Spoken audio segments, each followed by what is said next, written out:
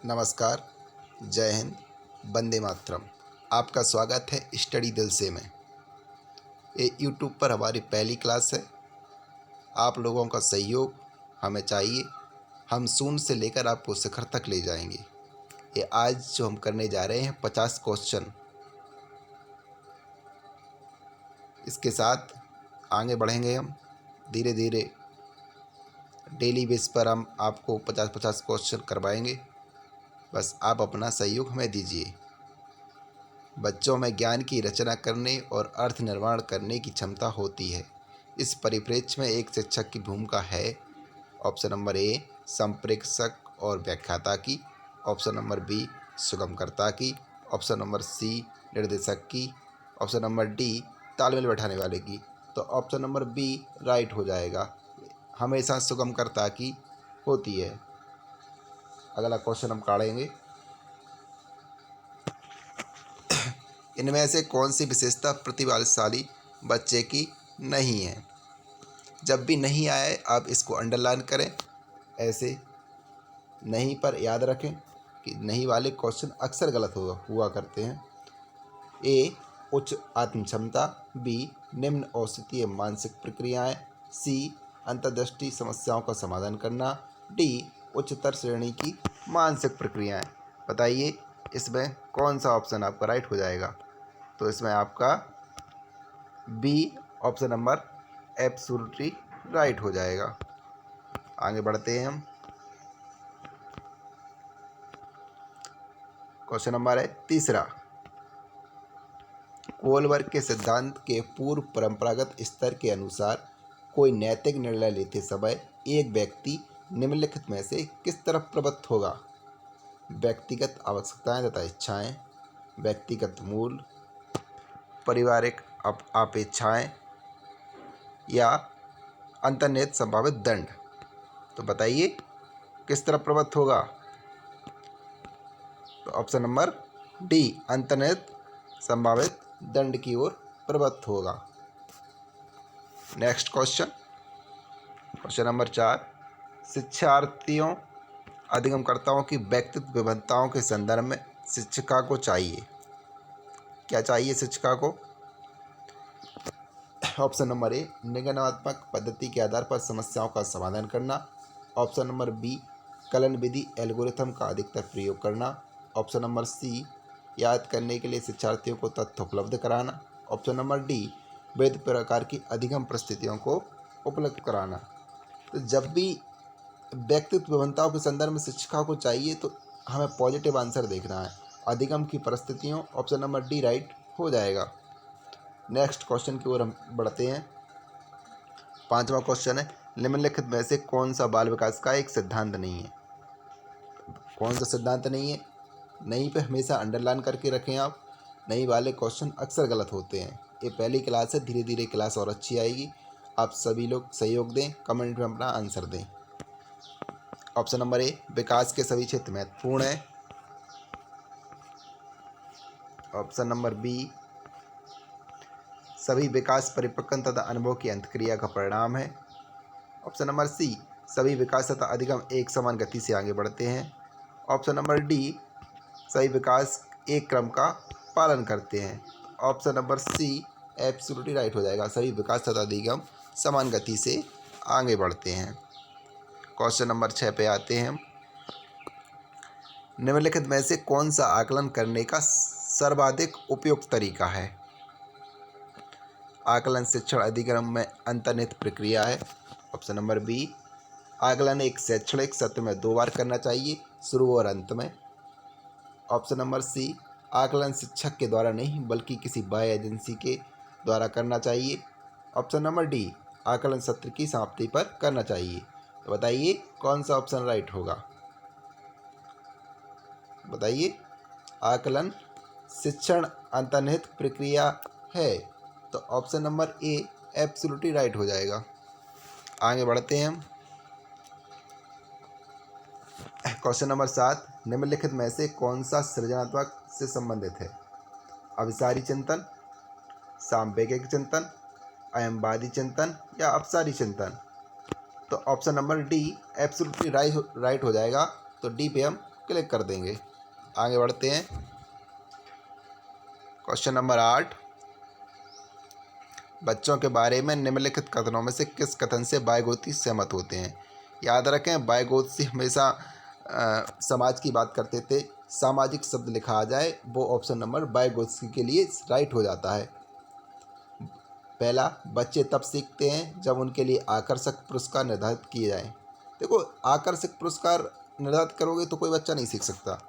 Option number B, बच्चों के चिंतन को तब समझा जा सकता है जब प्रयोगशाला में पशुओं पर प्रयोग किए जाएं।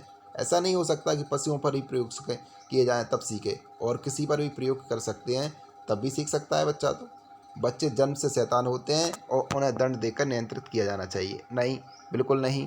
दंड से तो बच्चों को नियंत्रित करना ही नहीं चाहिए, क्योंकि 2009 का आरटीआई एक्ट कहता है कि बच्चों को दंड देकर शिक्षा देनी ही नहीं चाहिए। और ऑप्शन नंबर डी, बच्चे समवयस्कों और वयस्कों के साथ सामाजिक अंतक्रियाओं के माध्यम से सीखते हैं। तो option number D absolutely right हो जाएगा। नेक्स्ट क्वेश्चन पर जाते हैं। क्वेश्चन नंबर 9, बच्चे कैसे होते हैं? चिंतन में वयस्कों की भांति होते हैं। ज्यों ज्यों वे बड़े होते हैं उनके चिंतन में गुणात्मक वृद्धि हो सकती है। खाली बर्तन के समान होते हैं जिसमें बड़ों के द्वारा ज्ञान भरा जाता है। बिल्कुल हो सकता है। सी, निष्क्रिय जीव होते हैं जो प्रदत्त सूचनाओं की ज्यों की त्यों प्रतिलिपि के रूप में प्रस्तुत कर देते हैं। या फिर बच्चे जिज्ञासु प्राणी होते हैं जो अपने चारों ओर के जगत को खोजने के लिए अनेक तर्कों और क्षमता का उपयोग करते हैं। तो इसमें ऑप्शन नंबर डी आपका राइट हो जाएगा। चलो आगे बढ़ते हैं। क्वेश्चन नंबर 10, बच्चों की त्रुटियों के बारे में निम्नलिखित में से कौन सा कथन सत्य है? कौन सा कथन सत्य है? बच्चों की त्रुटियां उनके सीखने की प्रक्रिया का अंग है। बिल्कुल हो सकता है। बच्चे तब त्रुटियां करते हैं जब शिक्षक सौम्य हो और उन्हें त्रुटियां करने पर दंड न देता हो। ऐसा तो नहीं हो सकता। ऑप्शन नंबर सी, बच्चों की त्रुटियां शिक्षक के लिए महत्वहीन है, उसे चाहिए कि उन्हें काट दे और उन पर अधिक ध्यान ना दे। नहीं, बच्चों की प्रत्येक त्रुटि ध्यान देना चाहिए टीचर को। असावधानी के कारण बच्चे त्रुटियां करते हैं। नहीं, ऐसा कुछ नहीं है कि वो इसी चक्कर में त्रुटियां करते हैं। तो option number C absolutely right हो जाएगा, क्योंकि बच्चों में त्रुटियां शिक्षक के महत्व और चाहिए काट दे और ध्यान ना दे। नहीं, ऐसा नहीं हो सकता। सी ऑप्शन नंबर राइट नहीं होगा। ए ऑप्शन नंबर राइट हो जाएगा। चलो आगे बढ़ते हैं क्वेश्चन नंबर 11 की ओर। अध्यापक को यह चाहिए यह सुनिश्चित करना चाहिए कि उसकी कक्षा के सभी शिक्षार्थी अपने आप को स्वीकृत और सम्मानित समझें। इसके लिए शिक्षक को चाहिए कि वह वंचित पृष्ठभूमि से आने वाले बच्चों को तिरस्कार करें, ताकि वे अनुभव करें कि उन्हें अधिक कठोर परिश्रम करना चाहिए। नहीं, किसी बच्चे का तिरस्कार नहीं करना चाहिए। आरटी एक्ट कहता है कि बच्चे में समान भाव देखना चाहिए, ना कि असमान। ऑप्शन नंबर बी, उन शिक्षार्थियों को पता लगाएं जो अच्छी अंग्रेजी बोल सकते हैं और संपन्न घरों से हों तथा उन्हें आदर्श के रूप में प्रस्तुत करें। ये भी ऑप्शन नंबर नहीं हो सकता। ऑप्शन नंबर सी, अपने शिक्षार्थियों को सामाजिक और सांस्कृतिक पृष्ठभूमि की जानकारी प्राप्त करें और कक्षा में विभिन्न मतों का प्रोत्साहित करें। हाँ, हो सकता है। कड़े नियम बनाएं और बच्चों को उनका पालन करने का उन्हें दंड दे। तो ऑप्शन नंबर सी सबसे सटीक लग रहा है, इसलिए हम option number C is right answer लगा देंगे। प्रश्न नंबर 12, सुरेश सामान्य रूप से एक शांत कमरे में अकेला पढ़ना चाहता है, जबकि मदन एक समूह में अपने मित्रों के साथ पढ़ना चाहता है। यह उनमें डैश विभिन्नता के कारण है। अभिक्षमता, अधिगम शैली, परिपक्वता स्तर या मूल्यों। तो ऑप्शन नंबर बी अधिगम शैली के कारण। तो बी एब्सोल्युटली राइट आंसर हो जाएगा। क्वेश्चन नंबर 13 की ओर अग्रसर चलते हैं अपन। भारत में भाषिक विभिन्नता बहुत है। इस संदर्भ में विशेषकर कक्षा 1 और 2 के प्राथमिक स्तर पर बहुभाषिक कक्षाओं के बारे में सर्वथा उपयुक्त कथन है। ऑप्शन नंबर ए, विद्यालय में उन्हीं बच्चों को प्रवेश दिया जाए जिनकी मातृभाषा वही हो जो शिक्षा के लिए अपनाई जा रही हो। ऑप्शन नंबर बी, शिक्षक को सभी भाषाओं का सम्मान करना चाहिए और सभी भाषाओं में अभिव्यक्ति के लिए बच्चों को प्रोत्साहित करना चाहिए। ऑप्शन नंबर सी, जो बच्चे कक्षा में मातृभाषा का उपयोग करते हैं, अध्यापक को उनकी उपेक्षा करनी चाहिए। कभी भी किसी बच्चे की उपेक्षा नहीं करना चाहिए। मातृभाषा तो हमेशा पॉजिटिव थॉट में आता है। ऑप्शन नंबर डी, शिक्षार्थियों को अपनी मातृभाषा या स्थानीय भाषा का प्रयोग करने पर दंडित किया जाए। दंडित तो कभी करना ही नहीं है, ये तो हमेशा नेगेटिविटी में जाता है। ये ऑप्शन ऐसे आ जाए, आप हमेशा लगाने ही नहीं। ऑप्शन नंबर बी, एब्सोल्युटली, इस आंसर हो जाएगा। आगे बढ़ते हैं। क्वेश्चन नंबर 14, प्रकृति पोषण विवाद में प्रकृति से क्या अभिप्राय है? प्रकृति पोषण विवाद में प्रकृति से क्या अभिप्राय है? जैविक विशेषताएं या वंशानुक्रम सूचनाएं, एक व्यक्ति की मूल प्रवृत्ति या भौतिक सामाजिक संसार की जटिल शक्तियां, हमारे आसपास का वातावरण। तो ऑप्शन नंबर कौन सा राइट हो जाएगा, बताओ कमेंट करके। ए ऑप्शन नंबर राइट हो जाएगा। अपनी राय जरूर दे। क्लास कैसी लगी? प्रश्न नंबर 15, जनसंचार माध्यम समाजीकरण का एक महत्वपूर्ण माध्यम बनता जा रहा है। नीचे दिए गए कथनों में से कौन सा सबसे उपयुक्त कथन है? ए, समाजीकरण केवल माता पिता और परिवार के द्वारा किया जाता है, हो सकता है किया जाता हो। ऑप्शन नंबर बी, जनसंचार माध्यमों की पहुंच बढ़ रही है और जनसंचार माध्यम अभिवृत्तियों, मूल्यों, विश्वासों को प्रभावित करता है, बिल्कुल करता है। सी, बच्चे संचार माध्यमों के साथ प्रत्यक्ष रूप से अंतक्रिया नहीं कर सकते, ऐसा तो है नहीं। ऑप्शन नंबर डी, संचार माध्यम पदार्थों के विज्ञापन और विक्रय के लिए एक अच्छा माध्यम है, हो सकता है। लेकिन सबसे अगर सटीक आपको जब कोई क्वेश्चन नहीं आए तो आप सबसे बड़ा प्रश्न लगाएंगे और सटीक लगाएंगे, तो बी ऑप्शन नंबर राइट हो जाएगा। जनसंचार माध्यमों की पहुंच बढ़ रही है और जनसंचार माध्यम अभिवृत्तियों, मूल्यों और विश्वासों को प्रभावित कर रहा है। चलो आगे बढ़ते हैं प्रश्न नंबर 16 की तरफ। बच्चे किस प्रकार से सीखते हैं? नीचे दिए गए कथनों में से कौन सा इस प्रश्न के विषय में सही नहीं है? जब भी नहीं आ जाए आप विशेष गौर करें, नहीं वाले प्रश्न अक्सर परीक्षा में बच्चे गलत करते हैं। पहला, बच्चे तब सीखते हैं जब वे संज्ञानात्मक रूप से तैयार होते हैं, हो सकता है। बच्चे अनेक प्रकारों से सीखते हैं, हाँ बच्चे अनेक प्रकारों से सीखते हैं, ये तो पॉजिटिव आंसर है। बच्चे सीखते हैं क्योंकि वे स्वाभाविक रूप से प्रवृत्त होते हैं, हो सकता है। बच्चे केवल कक्षा में सीखते हैं, ऐसा तो नहीं है। बच्चे केवल कक्षा में सीखते हैं ऐसा नहीं है, तो ऑप्शन नंबर डी, नहीं पूछा था ना, तो डी राइट हो जाएगा। चलो आगे बढ़ते हैं। प्रश्न नंबर 17, प्राथमिक विद्यालय शिक्षक को अपने शिक्षार्थियों को अभिवृद्ध करने के लिए निम्नलिखित में से किस रणनीति को अपनाना चाहिए? ए, प्रत्येक गतिविधि के प्रेरक के रूप में प्रोत्साहन, पुरस्कार और दंड का उपयोग करना। बी, बच्चों को उनकी रुचियों के अनुसार अपने लक्ष्य निर्धारित करने और उन्हें पाने के उद्यम में सहायता करना। सी, पूरी कक्षा के लिए मानक लक्ष्य निर्धारित करना और उनकी उपलब्धि के आकलन के लिए कठोर मानदंड निर्धारित करना। डी, प्रत्येक शिक्षार्थी में अंक लाने के लिए स्पष्ट को प्रोत्साहित करना। देखिए सबसे पॉजिटिव जो आंसर लग रहा है, बताइए कमेंट करके कौन सा आंसर होगा। बच्चों को उनकी रुचियों के अनुसार अपने लक्ष्य निर्धारित करने और उन्हें पाने के उद्यम में सहायता करना। बी ऑप्शन नंबर राइट हो जाएगा, तो बी लगा दें। चलो आगे बढ़ते हैं प्रश्न नंबर 18 की ओर। निम्नलिखित में से कौन सा समाजीकरण का एक प्रमुख कारण है? देखिए समाजीकरण का प्रमुख कारण है कंप्यूटर, हो सकता है क्या, अनुवांशिकता, राजनीतिक दल या परिवार? तो समाजीकरण कैसे होता है? परिवार से होता है कि नहीं होता, बताओ। बिल्कुल होता है, माविस मत हो, कमेंट करके आंसर दो। प्रश्न नंबर 19, बच्चों को सामूहिक कार्य देना एक प्रभावी शिक्षण रणनीति है क्योंकि, बताइए। ए, छोटे समूह में कुछ बच्चों को दूसरे बच्चों पर हावी होने की अनुमति होती है, जल्दी जल्दी कमेंट में आंसर दो। बी, सीखने की प्रक्रिया में बच्चे एक दूसरे से सीखते हैं और परस्पर सहायता भी करते हैं। सी, बच्चे अपना काम जल्दी करने में समर्थ होते हैं, हाँ हो सकते हैं, इससे शिक्षक का काम कम हो जाता है।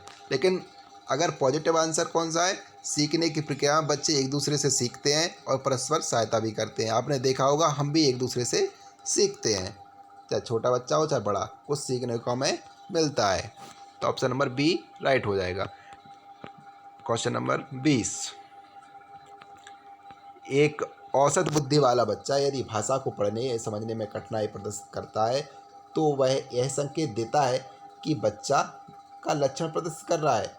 लेखन अचेतनता डिस्ग्राफिया में, गणितीय अक्षमता या डेस्कुलकुलिया में। देखिए, गणितीय अक्षमता या डेस्कुलकुली आ जाए तो ये हमेशा, कुलकुली आ जाए तो हमेशा ये गणित की बात हो जाती है, तो इसमें अंकों वाली बात होती तब गणित में लगाते, तो बी तो हो ही नहीं सकता। गति समन्वय अक्षमता में या पठन अक्षमता डिसलेक्सिया में। ज़्यादातर ये पठन अक्षमता डिसलेक्सिया यही पूछा जाता है, तो बी ऑप्शन नंबर राइट हो जाएगा या डी, बताओ। Option number D absolutely right हो जाएगा, डी राइट है। चलो आगे बढ़ते हैं क्वेश्चन नंबर 21 पर। शैशव काल की अवधि है। देखो, शैशव काल की अवधि होती है, वैसे शैशवावस्था की अवधि 0 से 5 वर्ष होती है, और बाल्यावस्था की 6 से 12 वर्ष, और किशोरावस्था की 12 से 18 वर्ष।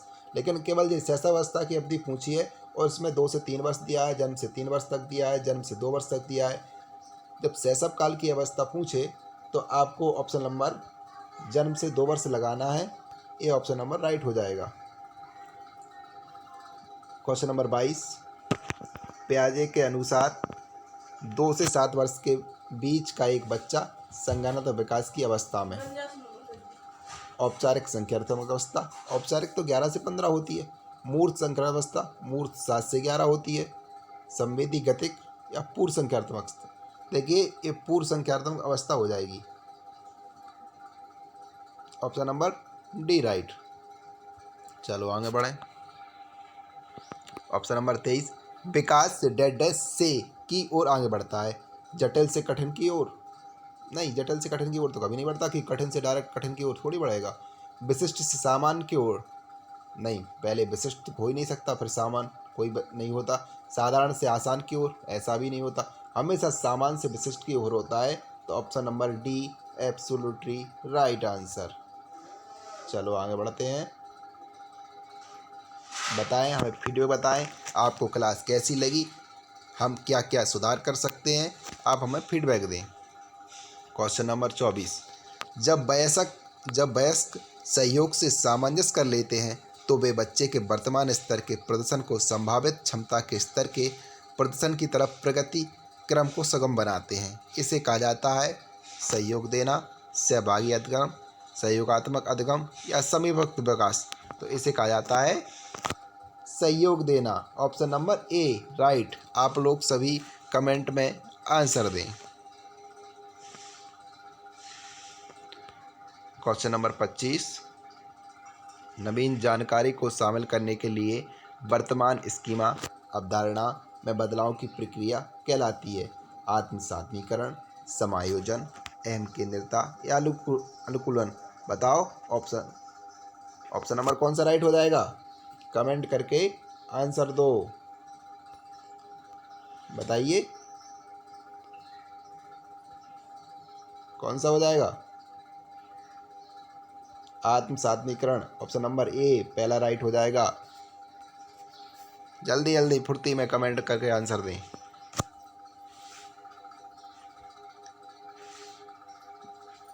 इसके साथ अगला क्वेश्चन, प्रश्न नंबर 26, मध्य बाल्यावस्था में भाषा डैश के बजाय अधिक है। सामाजिकृत अहम केंद्रित, जीववादी सामाजिकृत, परिपक्व अपरिपक्व, अहम केंद्रित सामाजिकृत। ऑप्शन नंबर कौन सा हो जाएगा, सामाजिकृत अहम केंद्रित। तो पहला क्वेश्चन हो जाएगा सामाजिकृत अहम केंद्रित। 27, बाल केंद्रित शिक्षा में शामिल है बच्चों का एक कोने में बैठना। ये तो हो नहीं सकता कि बच्चे को एक कोने में बैठाकर हम कुछ सिखा नहीं सकते। ऑप्शन नंबर बी, प्रतिबंधित परिवेश में अधिगम, जहाँ प्रतिबंध हो वहाँ बच्चा कैसे सीखेगा। वे गतिविधियाँ जिनमें खेल शामिल नहीं होते उनमें भी नहीं सिखा सकते। जहाँ खेल शामिल नहीं है, खेल तो बच्चे का विकास खेल से ही होता है, तो ऑप्शन नंबर सी भी नहीं होगा। अब ऑप्शन नंबर डी बचा, बच्चों के लिए हस्तप्रक गतिविधियाँ। हाँ, हाथ से अगर गतिविधियाँ करेंगे तो ऑप्शन नंबर डी राइट हो जाएगा। बिल्कुल सही बात है, option number D absolutely right हो जाएगा। क्वेश्चन नंबर अगली की ओर बढ़ते हैं। कक्षा अध्यापक ने राघव, वैसे ये राघव होगा, को अपनी कक्षा में अपने की बोर्ड पर स्वयं द्वारा तैयार किया गया मधुर संगीत बजाते हुए देखा। कक्षा अध्यापक ने विचार किया कि राघव में बुद्धि उच्च स्तरीय थी, शारीरिक गतिबोधक की, संगीतमय की, भाषाई की या स्थानिक की। प्रश्न नंबर को दोबारा पढ़ते हैं। कक्षा अध्यापक ने राघव को अपनी कक्षा में अपने कीबोर्ड पर स्वयं द्वारा तैयार किया मधुर संगीत बजाती है। संगीत बजा रहा है ना, संगीतमय बुद्धि होगी क्या भाषिक? जब वो संगीत बजा रहा है तो संगीतमय बुद्धि होगी कि नहीं होगी? जब एक शिक्षक यह समझता है कि स्वाभाविक रूप से लड़के गणित में लड़कियों से अच्छे हैं, यह दर्शाता है कि अध्यापक है। जब एक शिक्षक यह समझाता है कि स्वाभाविक रूप से लड़के गणित में लड़कियों से अच्छे हैं, यह दर्शाता है कि अध्यापक है। ऐसे प्रश्न, जेंडर से संबंधित प्रश्न सी-टेट में हमेशा 2 नंबर के आते ही आते हैं। लिंग जेंडर पक्षपाती है, शिक्षाप्रद है, सही दृष्टिकोण वाला है, नीतिपरक है। मेरे हिसाब से ए राइट हो जाएगा। आप लोग बताओ कौन सा राइट होगा? ए ऑप्शन नंबर राइट हो जाएगा। क्वेश्चन नंबर 30 पे आ गए हम। समावेशी शिक्षा मानती है कि हमें के अनुरूप बदलना है। व्यवस्था बच्चे, परिवेश और परिवार, बच्चे या परिवार या बच्चे व्यवस्था। तो मेरे हिसाब से परिवेश या परिवार होगा। ऑप्शन नंबर बी राइट हो जाएगा। चलो आगे बढ़ते हैं। सीखना एक सार्वभौमिक प्रक्रिया है जो समस्त प्राणियों में पाई जाती है, एक उम्र विशेष के लोगों में पाई जाती है, समय के साथ सने सने हो रही है, अध्यापक से बालक तक आती है। तो ऑप्शन नंबर ए समस्त प्राणियों में पाई जाती है। आगे बढ़ें। शिक्षा मनोविज्ञान का अध्ययन क्षेत्र है। व्यक्तिगत विभिन्नताएं, बालक के गृह क्षेत्र का अध्ययन, बालक का सहपाठियों के साथ खेलना, बालक का परिवार में समायोजन। बताओ कौन सा राइट हो जाएगा? ए ऑप्शन नंबर राइट हो जाएगा। व्यक्तिगत विभिन्नताएं। केस स्टडी विधि मुक्ता प्रयोग होती है। यह यूपीटेट में प्रश्न पूछा जा चुका है केस स्टडी के बारे में। बताओ, प्रयोगात्मक अध्ययन हेतु, पिछड़े बालक को अध्ययन हेतु, सामाजिक सर्वेक्षण हेतु या व्यक्तिगत अध्ययन हेतु।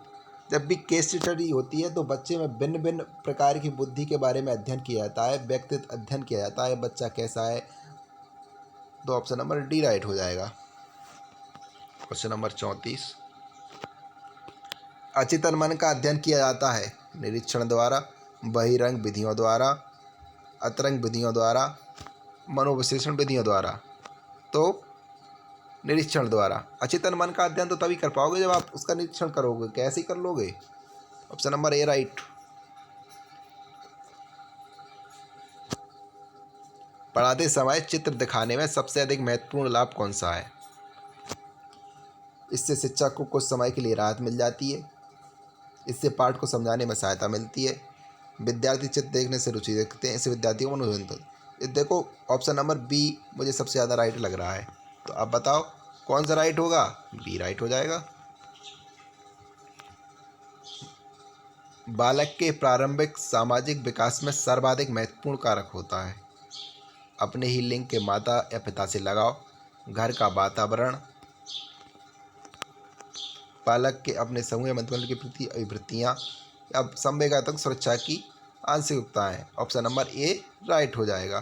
प्रश्न नंबर 37। बालकों में यदि अंतः व्यक्तिगत संबंधों की पुनर्स्थापना करनी है तो शिक्षक को चाहिए कि वह उनके मानसिक विकास तथा सामाजिक परिवेश का अध्ययन करे।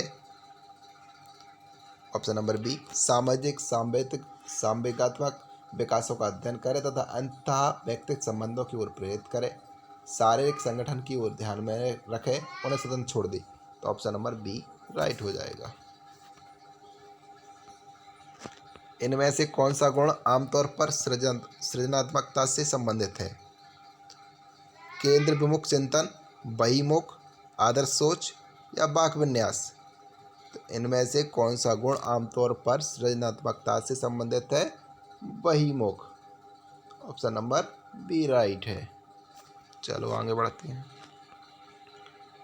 शब्दों को वाक्यों में क्रमानुसार लगाने के नियमों को कहा जाता है। तो क्रम अनुसार लगाते हैं तो वाक्य विन्यास कहते हैं। ऑप्शन नंबर 4, प्रश्न नंबर 40 पे आ गए हैं। निम्नलिखित में से कौन सी प्रवृत्ति पाठ्यक्रम निर्माण की सर्वोत्कृष्ट विधि के रूप में स्वीकार की जाती है? विद्यार्थी अभिलेख, बी समस्या परक सूची, सी प्रक्षेपी परीक्षण, डी सोशियोग्राम समान अभिलेख। तो समस्या परक सूची ऑप्शन नंबर कौन सा राइट हो जाएगा? बताओ, बी होगा कि ये? बी राइट हो जाएगा। चलो आगे बढ़ते हैं। प्रश्न नंबर 41, बताइए, अपने नंबर काउंट करिए, किसने कितने सही कर पाए हैं। विद्यार्थियों में पढ़ाई के साथ साथ खेल भावना को विकसित करने के लिए आपको क्या चाहिए? खेल से सर्वांगीण विकास होता है, बतलाना चाहिए। उन्हें खेल के माध्यम से पढ़ाना चाहिए, हो सकता है।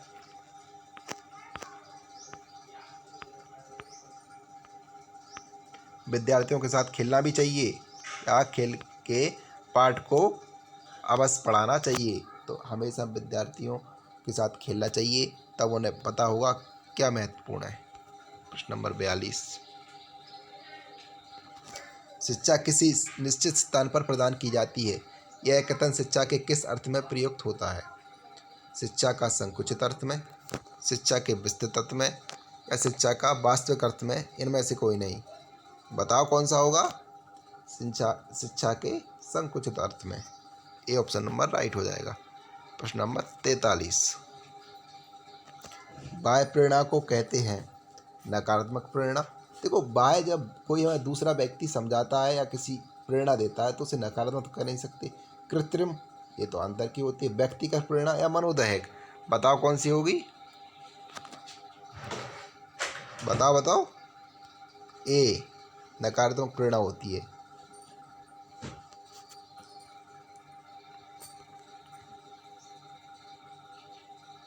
विकास के मुख्य रूप कौन से नहीं है? विकास के मुख्य रूप कौन कौन से नहीं है?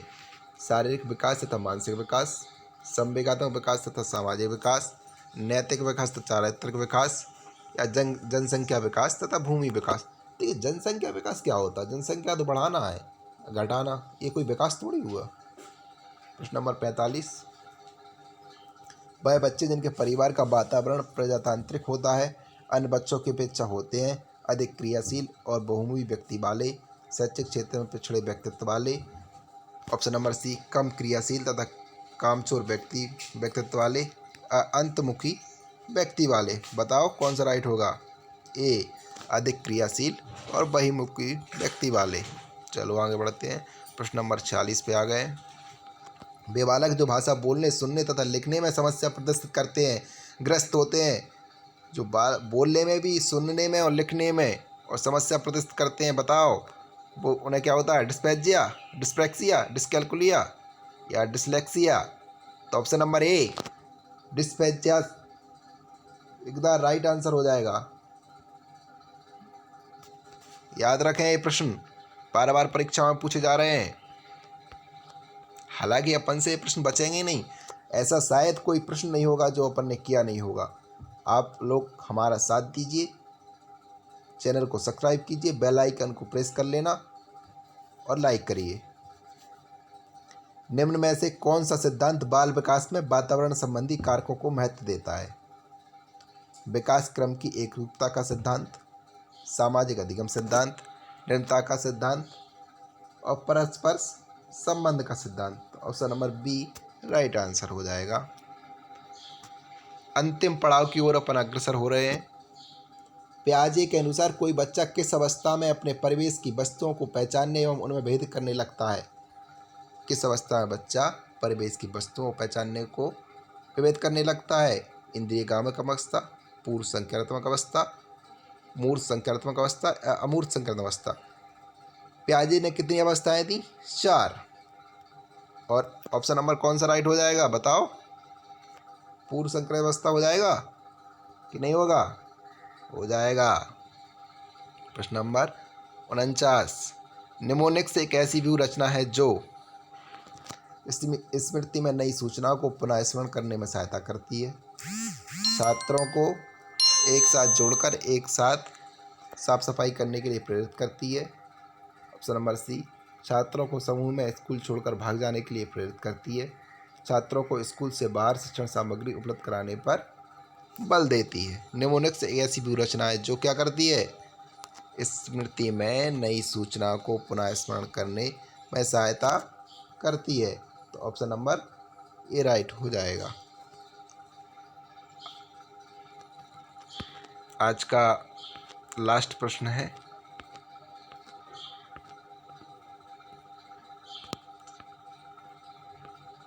49-50 जे। वर्तमान समय में बाल केंद्रित शिक्षा पर जोर दिया जाता है, निम्नलिखित में से कौन सी बाल केंद्रित शिक्षा की विशेषता नहीं है? बालक के सर्वांगीण विकास पर जोर देना, राइट आंसर। बालक के मनोविज्ञान को समझना, ये भी हो सकता है। बालक को केवल तथ्यात्मक ज्ञान से अवगत कराना, जोर देना। केवल शब्द आया, ये नेगेटिविटी में हो जाता है, आंसर यहाँ गलत होता है। बालक के मनोविज्ञान को समझते हुए उनकी समस्या को दूर करना, ऑप्शन नंबर सी राइट हो जाएगा। तो सी लगा दें, लगा दें। इसी के साथ नमस्कार, जय हिंद, वंदे मातरम। आप अपना हमें सहयोग देते रहिएगा, क्लास को देखिएगा, कैसी लगी फीडबैक दीजिएगा। धन्यवाद।